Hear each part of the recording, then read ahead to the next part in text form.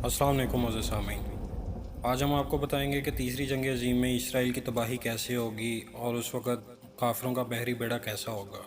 और मेरी अल्लाह ताला से दुआ है कि अल्लाह ताला मुझे हक़ और सच कहने की तौफ़ीक अता फ़रमाए। यहाँ ये सवाल पैदा होता है कि क्या दज्जाल से पहले होने वाली जंगों में इस ख़ित्ता में मौजूद मुत्तहिदा दुश्मनों को मुकम्मल तौर पर शिकस्त हो जाएगी? अगर मुकम्मल शिकस्त होगी तो इसराइल रहेगा या ख़त्म हो जाएगा?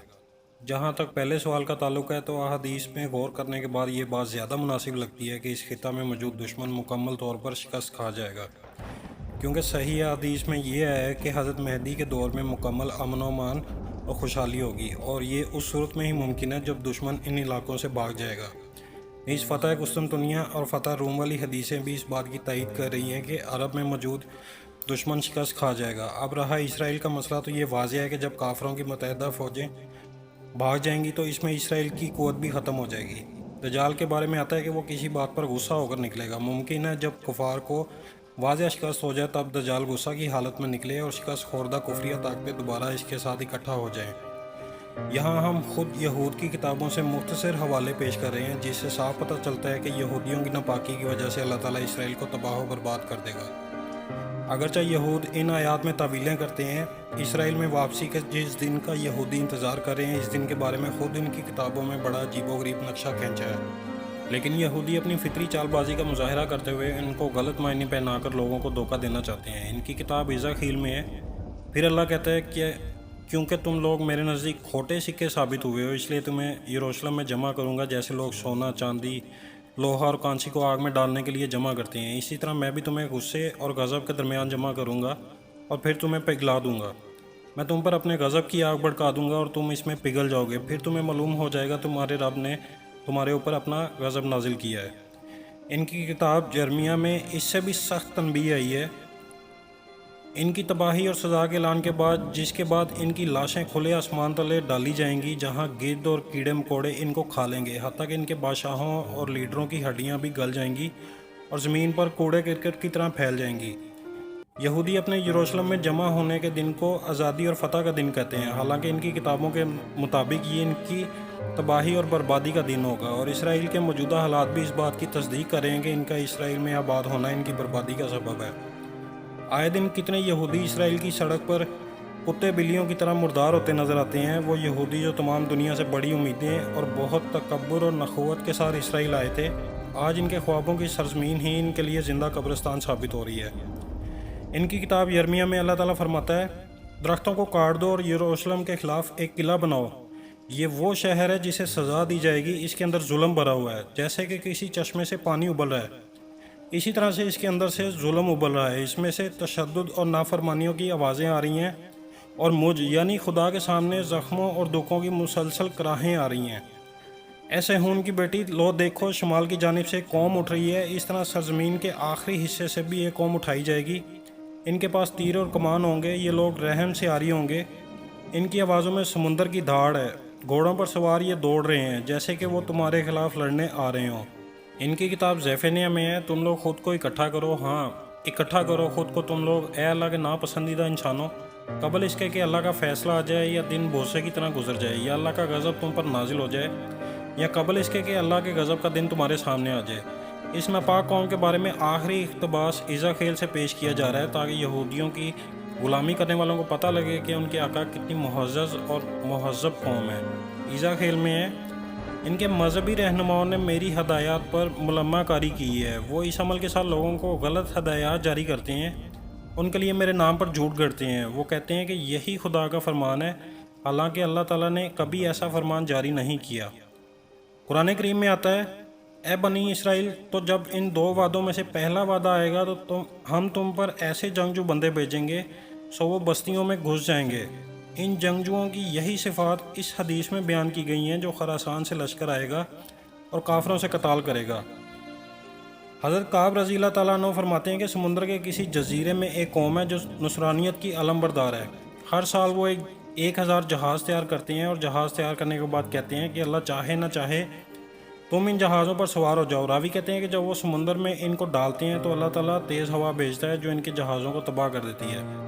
रावी कहते हैं कि वो बार बार जहाज़ बनाते हैं और यही सिलसिला होता है। तो जब अल्लाह ताला ये मामला मुकम्मल फरमाना चाहेगा तो ऐसे जहाज़ बनाए जाएंगे کہ اس سے پہلے کبھی سمندر میں ایسے جہاز نہیں چلے ہوں گے۔ پھر یہ لوگ کہیں گے کہ انشاءاللہ تم سوار ہو جاؤ۔ راوی کہتے ہیں کہ وہ سوار ہو جائیں گے اور وہ قسطنطنیہ سے گزریں گے۔ فرمایا کہ قسطنطنیہ والے ان سے خوفزدہ ہو جائیں گے۔ وہ پوچھیں گے تم کون ہو؟ تو یہ کہیں گے کہ ہم نصرانیت کے علم بردار لوگ ہیں، اس قوم کی طرف جا رہے ہیں جس نے ہمیں ہمارے آباء و اجداد کے ملک سے نکالا ہے۔ کعب رضی اللہ تعالیٰ عنہ کہتے ہیں کہ قسطنطنیہ والے اپنے جہازوں سے ان کی مدد کریں گے۔ آگے فرمایا کہ پھر یہ عکا کی بندرگاہ پر آئیں گے اور وہاں کشتیوں کو نکال کر جلا دیں گے اور کہیں گے کہ یہ ہمارے باپ داداؤں کی سرزمین ہے۔ حضرت کعب رضی اللہ تعالیٰ عنہ نے فرمایا اس وقت امیر المومنین بیت المقدس میں ہوں گے، چنانچہ امیر مصر والوں سے، عراق والوں سے اور یمن والوں سے امداد طلب کرنے کے لیے قاصد بھیجیں گے۔ راوی کہتے ہیں ان کا قاصد مصر والوں کا یہ پیغام لے کر آئے گا کہ وہ کہتے ہیں کہ ہم تو سمندر والے لوگ ہیں، یعنی ہماری سرحدیں سمندر میں ہیں اور سمندر سرکش ہے، یعنی طاقتور دشمن سمندر میں آیا ہوا ہے، سو اہل مصر ان کی مدد نہیں کریں گے۔ ان کا قاصد اہل عراق کا جواب لے کر آئے گا اور کہے گا، وہ کہتے ہیں کہ ہم تو سمندر والے ہیں اور سمندر سرکش ہے، لہٰذا وہ بھی امداد نہیں کریں گے۔ راوی کہتے ہیں کہ یمن والے اپنی اونٹنیوں پر سوار ہو کر آئیں گے اور ان کی مدد کریں گے۔ حضرت کعب رضی اللہ تعالیٰ عنہ نے آگے بیان فرمایا اس خبر کو چھپایا جائے گا۔ راوی کہتے ہیں ان کا قاصد حمص شہر سے گزرے گا، وہاں صورتحال یہ ہوگی کہ حمص میں موجود کافروں نے مسلمانوں کو تنگ کر رکھا ہوگا۔ اس بات کی خبر یہ قاصد مسلمانوں کے امیر کو دے گا اور وہ کہیں گے کہ اب ہم کس چیز کا انتظار کریں، حالانکہ ہر شہر میں مسلمانوں کو تنگ کیا جا رہا ہے۔ راوی کہتے ہیں کہ وہ حمص والوں کی جانب بڑھیں گے، چنانچہ 1/3 مسلمان شہید ہو جائیں گے، 1/3 اونٹوں کی دم پکڑ کر بیٹھ جائیں گے، یعنی جہاد میں نہیں جائیں گے اور لوگوں میں شامل ہو جائیں گے اور ایسی گمنام سرزمین میں مریں گے جہاں ان کی خبر کسی کو بھی نہ ہوگی۔ آگے فرمایا کہ نہ تو یہ اپنے گھر والوں کے ہی پاس جا سکیں گے اور نہ ہی جنت دیکھ سکیں گے اور باقی 1/3 فاتح ہوں گے۔ پھر لبنان کے پہاڑ میں کافروں کا پیچھا کرتے ہوئے خلیج تک پہنچ جائیں گے اور امارات انہی کے سپرد ہو جائے گی۔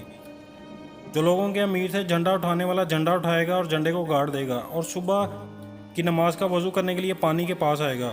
راوی کہتے ہیں کہ پانی ان سے دور چلا جائے گا، وہ اس جھنڈے کو اکھاڑ دیں گے اور پانی کا پیچھا کرتے کرتے اس کنارے کو پار کر جائیں گے، وہاں پہنچ کر پھر جھنڈا گاڑ دیں گے اور پھر اعلان کریں گے، اے لوگو اس خلیج کو پار کر جاؤ کہ اللہ تعالیٰ نے تمہارے لیے سمندر کو اسی طرح پھاڑ کر راستہ بنا دیا ہے جیسے بنی اسرائیل کے لیے کیا تھا۔ چنانچہ لوگ سمندر پار کر جائیں گے۔ جب پہلی بار مسلمانوں کے امیر سے پانی دور ہو جائے گا تو وہ وضو کرنے کے لیے اس کے پیچھے جائیں گے، پانی پھر دور ہو جائے گا اور وہ پھر اس کے پیچھے جائیں گے۔ اس طرح کافی دور تک پانی کے پیچھے جائیں گے لیکن سمجھ نہیں پائیں گے کہ یہ کیوں دور جا رہا ہے۔ اس طرح جب ایک کنارہ پار کر جائیں گے تو پھر سمجھ جائیں گے کہ یہ تو اللہ تعالیٰ نے سمندر میں ان کے لیے راستہ بنا دیا ہے۔ چنانچہ وہ لوگوں کو بتائیں گے اور تمام لوگ سمندر پار کر جائیں گے۔ جنگ خلیج 1991 کے وقت امریکہ اور اس کے اتحادیوں کے بحری بیڑے جس انداز میں دنیا کے سامنے آئے، اس سے پہلے ایسے بحری جہاز کبھی سمندر کی پشت پر نظر نہیں آئے۔ البتہ اس بات کا کچھ علم نہیں کہ یہ ان کی پہلی کوشش تھی یا اس سے پہلے بھی یہ کفار بحری بیڑے بنانے کی کوششیں کرتے رہے ہوں اور وہ تباہ ہوئے ہوں۔ اہل مغرب میں یہ خوبی ہے کہ ناکامیوں پر دل برداشتہ ہو کر نہیں بیٹھ جاتے بلکہ ان سے سبق حاصل کرتے ہیں اور پھر دوبارہ اپنے مقصد کو پورا کرنے میں ڈٹ جاتے ہیں۔ چنانچہ نبی کریم صلی اللہ علیہ وسلم نے ان کی اچھی عادات کو یوں بیان فرمایا ہے۔ مستور قرشی نے حضرت عمرو ابن العاص رضی اللہ تعالیٰ عنہ کے سامنے فرمایا کہ میں نے رسول اللہ صلی اللہ علیہ وسلم کو یہ فرماتے ہوئے سنا کہ قیامت اس وقت آئے گی جب رومیوں یعنی اہل مغرب کی کثرت ہوگی۔ اس پر عمرو ابن العاص رضی اللہ تعالیٰ عنہ نے کہا کہ غور کرو، تم کیا کہہ رہے ہو؟ مستور قرشی نے کہا کہ میں وہی کہہ رہا ہوں جو میں نے رسول اللہ صلی اللہ علیہ وسلم سے سنا ہے۔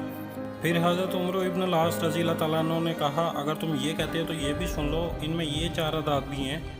فتنے کے وقت وہ لوگوں میں سب سے زیادہ بردبار ہوتے ہیں اور کسی مصیبت کے بعد دوسروں کے مقابلے میں بہت جلد سنبھلنے والے ہوتے ہیں، بھاگ جانے کے بعد سب سے پہلے لوٹ آنے والے ہوتے ہیں اور وہ مسکینوں، یتیموں اور ضعیفوں کے بہت خیر خواہ ہوتے ہیں۔ اور 5ویں بہترین خوبی ان کی یہ ہے کہ وہ بادشاہوں کے ظلم کو سب سے زیادہ روکنے والے ہوتے ہیں۔ اس لیے کوئی بعید نہیں کہ وہ کئی سالوں سے بحری بیڑے بنا رہے ہوں اور ہر بار اللہ تعالیٰ ان کے بحری بیڑے تباہ کر دیتا ہو۔ چونکہ میڈیا ان کے ہاتھ میں ہے لہٰذا ان کی مرضی کے بغیر کوئی خبر کم ہی باہر آتی ہے۔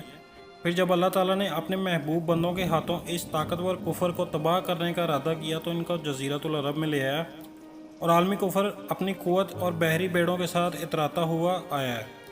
اس بحری بیڑے میں ابراہیم لنکن نامی جہاز بھی ہے۔ یہ طیارہ بردار جہاز ہے، یہ پانی پر تیرتا ایک چھوٹا سا شہر ہے۔ اس جہاز کی لمبائی 1108 فٹ اور چوڑائی 257 فٹ ہے۔ اس میں 5500 افراد کی رہائش کے لیے کوارٹر بنے ہوئے ہیں۔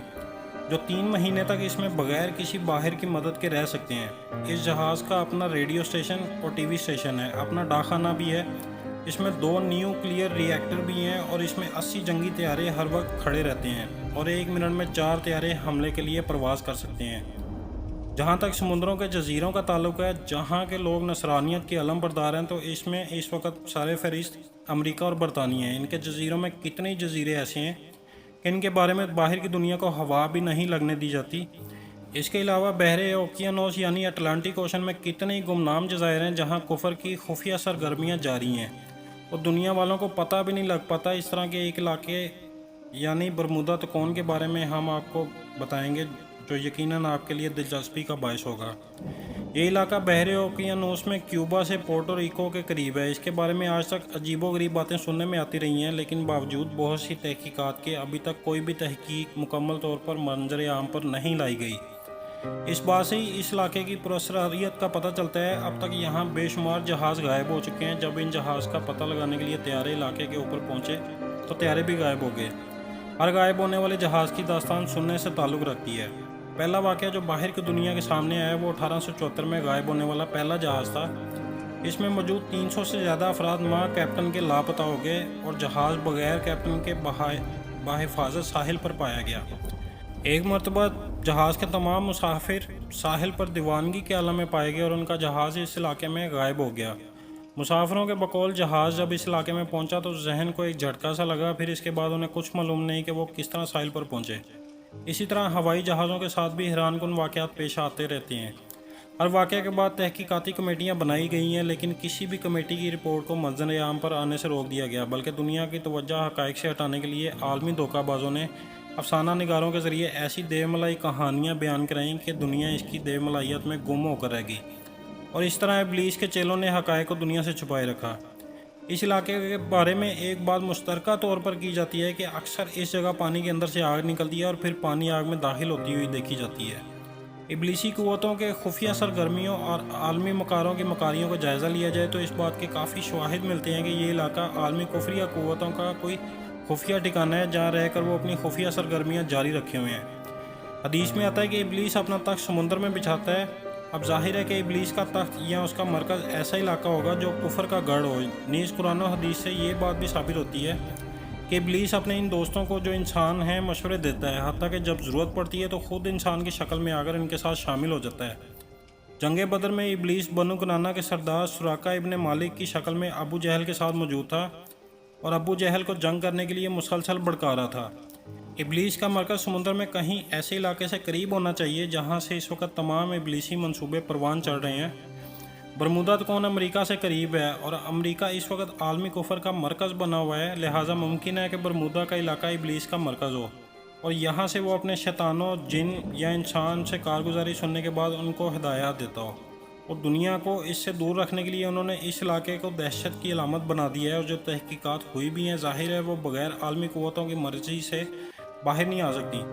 اس بحث کی روشنی میں امریکی صدر بش کا وہ بیان جو اس نے اپنے نبی ہونے کے بارے میں دیا اور کہا کہ مجھے براہ راست خدا سے ہدایات ملتی ہیں، تو کوئی بعید نہیں کہ ابلیس اس کو براہ راست ہدایات دیتا ہو یا پھر دجال اس کو کسی اور جگہ سے براہ راست ہدایات دیتا ہو۔ دجال کا ہم نے اس لیے کہا کہ عیسائیوں کا ایک فرقے کا یہ نظریہ ہے کہ دجال اپنے منظر عام پر آنے سے پہلے اپنے لیے ماحول سازگار کرے گا اور اپنی مخالف قوتوں کو پیچھے رہ کر ایجنٹوں سے ختم کرائے گا۔ تو سامعین، اپنی آج کی اس ویڈیو کا ہم یہیں پر اختتام کرتے ہیں اور اپنی آنے والی ویڈیو میں ہم آپ کو دجال کے بارے میں یہودیوں کے نظریے کے بارے میں بتائیں گے۔ تب تک کے لیے اللہ حافظ۔